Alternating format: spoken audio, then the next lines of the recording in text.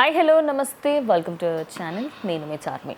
సినీ రంగానికి సంబంధించి రీసెంట్గానే తిరు మూవీతోని నేషనల్ అవార్డు సంపాదించుకున్న జానీ మాస్టర్ పైన ఓ మహిళ అయితే నా పైన ఆయన అత్యాచారం చేశాడన్న కేసుకి సంబంధించి గత 2 రోజులుగా వినిపిస్తున్న వార్త. మరి దీనికి సంబంధించి అసలు ఈ క్యాస్టింగ్ కౌచ్కి సంబంధించి సినీ రంగంని ఎందుకు బద్నాం చేస్తున్నారు ఏంటి అనే అంశం పైన మాట్లాడేందుకు ప్రస్తుతం మనతో పాటు ప్రొడ్యూసర్ నటికుమార్ సార్ అయితే ఉన్నారు. సార్తోని మాట్లాడి క్లియర్ కట్గా తెలుసుకుందాం. నమస్తే సార్.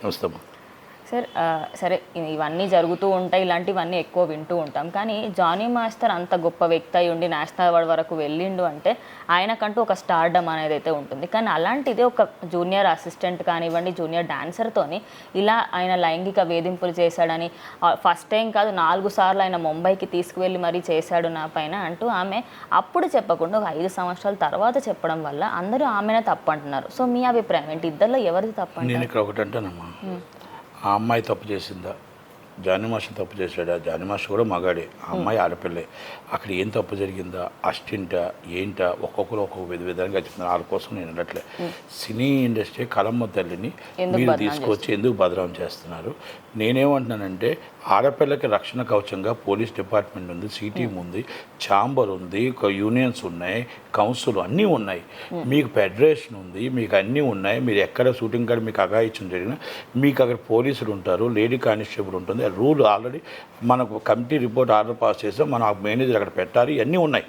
మీకు అన్నీ ఉండేటప్పుడు మీ షూటింగ్లోనే మీ మీద అఘాయిత్యం జరిగినప్పుడు మీరు ఇష్టపడ్డారా? ఇష్టపడకుండా చేసేటప్పుడు మీరు ఇంతమంది 200 మంది జనం ఉంటారు. ఆ హీరో ఎవరో, ఏ సినిమానో మీరు ఆ హీరోకి చెప్పారా?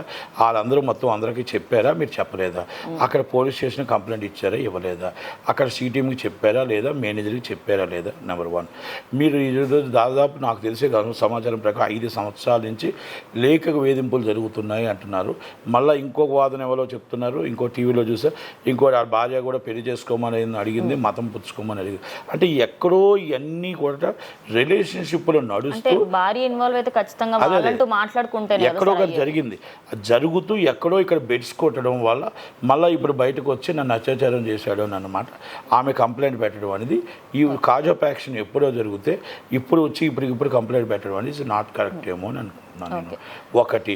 రెండోది, ఇద్దరు కలిపి రిలేషన్షిప్లో ఉండి ఇద్దరు కలిపి ఉన్న తర్వాత ఇప్పుడు ఏమైనా ఆమె పెళ్లి చేసుకోవట్లేదని ఆమె వేధిస్తున్నాడా, లేకపోతే ఆమెను ఏమైనా గొడవ పెడుతున్నాడా అనేది పోలీస్ డిపార్ట్మెంట్ వాళ్ళు ఏం కంప్లైంట్ ఇచ్చారో స్టేట్మెంట్ అనేది మనకు తెలుస్తుంది. మనకు తెలియదు. ఇది నేనేం అడుగుతున్నానంటే ఇండస్ట్రీలో నేను చెప్తున్నాను ఏంటంటే మనం మీకు క్యారెక్టర్ కోసమో లేకపోతే వ్యాసం కోసమో లేకపోతే మీరు రాత్రి ఎదిగిపోవాలన్నో మీకు టాలెంట్ ఉంటే ఆటోమేటిక్గా వస్తారు.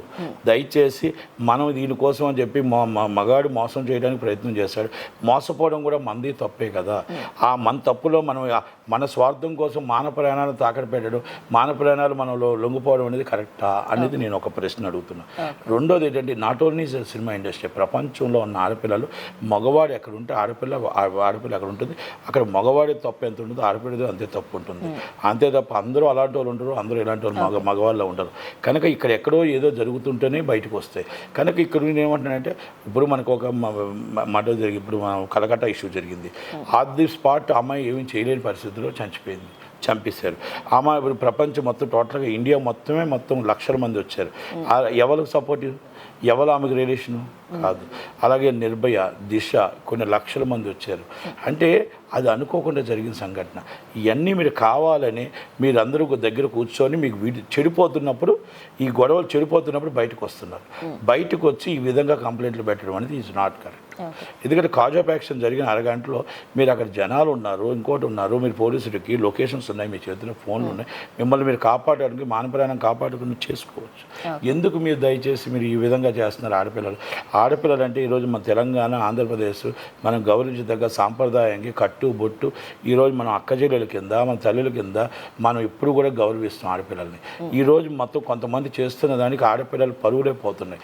ఈరోజు మనం ఆ రోజు మన మాధురి గారు వచ్చే మొత్తం రిలేషన్షిప్ అని చెప్తుంటే, అలాగే ఆమె శాంతి ఎవరు వచ్చి నాకు సుప్రీంకోర్టు జడ్జిమెంట్ ఇచ్చింది అంటే కోర్టు కేసును కూడా వక్రీకరిస్తున్నారు. వక్రీకరిస్తూ ఇదేదో మొత్తం టోటల్గా మాకేదో ఆయుధంలాగా ఉందని అనుకుంటున్నారు. కాదు, తప్పు. కోర్టు ఇచ్చింది ఒకదానికి ఇస్తే ఒకదానికి ఉపయోగించి ఈ విధంగా చేయడం అనేది ఇస్ నాట్ కరెక్ట్. నేను ఏమంటున్నానంటే వాళ్ళని ఆ అమ్మాయికి నిజంగా అన్యాయం జరుగుంటే ఆ రోజు ఎందుకు కంప్లైంట్ పెట్టలేదు? ఆ రోజు ఛాంబర్లో ఉన్నాయి, ఆ రోజు పోలీస్ స్టేషన్లు ఉన్నాయి, ఆ రోజు గవర్నమెంట్ ఉంది, ఇవన్నీ ఉన్నాయి కదా, ఎందుకు రాలేదు అని అడుగుతున్నా. ఈ రోజు ఇండస్ట్రీని బదనాం చేయడం కోసం జానీ మాస్టర్ మీద తప్పుంటే జానీ మాస్టర్ని యాక్షన్ తీసుకోమనండి. మీకు ఉన్నదాన్ని ఇండస్ట్రీని తీసుకొని రోడ్డు మీద పెట్టడం. కొంతమంది పెద్దవాళ్ళు వచ్చి కాస్టింగ్ కౌచ్ ఉందని రమ్యకృష్ణ గారు అండం, కాస్టింగ్ కౌచ్ ఉందని పుష్ప గారు అండం, కాస్టింగ్ కౌచ్ ఉందని చిన్మయ్య గారు అండం, కాస్టింగ్ కౌచ్ ఉందని చెప్పేసి మన ఇంకా ఎవరు ఆమని గారు అండు. వాళ్ళందరూ ఎన్నెన్నా సున్నితంగా తిరస్కరించారా, లేకపోతే ఇంకోటి ఇచ్చారా, ఏం చేశారా? వాళ్ళందరూ ఈరోజు ఎంత పెద్ద హీరోలు అయ్యారంటే Telugu industry and south Indian industry.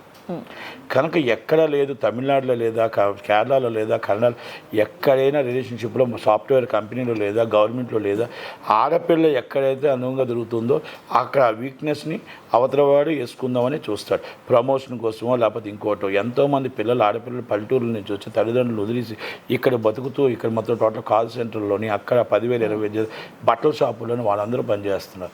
వాళ్ళందరికీ కూడా మనం ఎవరి కాలు ఆడపిల్లే ఆదిపరాశక్తి అవ్వాలి, ఆడపిల్ల కాపాడుకోగలగాలి.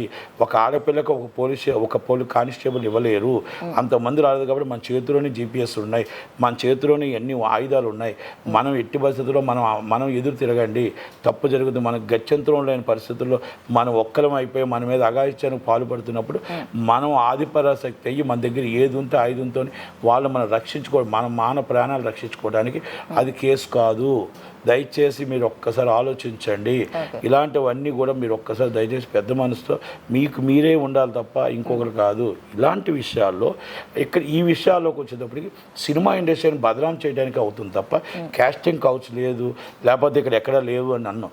డ్యాన్సర్స్లో కూడా డ్యాన్స్ మాస్టర్స్ ఎంతోమంది పెళ్ళిళ్ళు చేసుకున్న వాళ్ళు ఎంతోమంది ఇప్పుడు 40 సంవత్సరాల నుంచి జరుగుతున్నాయి. ఎంతోమంది డ్యాన్స్ మాస్టర్స్ చక్కగా కాపురాలు చేసుకుంటున్నారు, లివింగ్ రిలేషన్షిప్ డిఫరెంట్ ఉన్నారు. ఇవన్నీ నేను అక్కడ డ్యాన్స్ యూనియన్స్, అలాగే సినిమా హీరోలు ఉన్నారు, హీరోయిన్లు మొత్తం డైరెక్టర్లు చేసుకున్నారు, హీరోయిన్లు చేసుకున్నారు. ఇవన్నీ డిఫరెంట్ ఉన్నాయి, ఎవరిష్టం వాళ్ళదండి. ఇవన్నీ అంతే తప్ప ఇవన్నీ అది ఎక్కడో బెడ్స్ కొడితే కాస్టింగ్ కౌచ్ ఉంది, మాట్లాడితే తప్పు జరిగితే కాస్టింగ్ కౌచ్ ఉందని తప్పు. ఈ రోజు రమ్యకృష్ణ గారు మాట్లాడకూడదు, ఈ రోజు ఆమని గారు మాట్లాడకూడదు, ఈ రోజు రాధిక గారు మాట్లాడకూడదు, ఈ రోజు ఖుష్బు గారు మాట్లాడకూడదు. ఎందుకు మాట్లాడకూడదు అంటున్నామంటే మమ్మల్ని మేము కాపాడుకున్నాము, మమ్మల్ని మేము చాలామంది సున్నితంగా తిరస్కరించాం, వార్నింగ్లు ఇచ్చాము. అలాగే ఇండస్ట్రీ కానీ కలమ్మ తల్లి వాళ్ళు నిజంగా కాస్టింగ్ కౌచ్లు ఇవన్నీ ఉండి ఉంటే అందరూ ఇలాగే లొంగిపోయి ఉంటే ఇంత పెద్ద హీరోయిన్లు అయ్యేవారు అందరూ.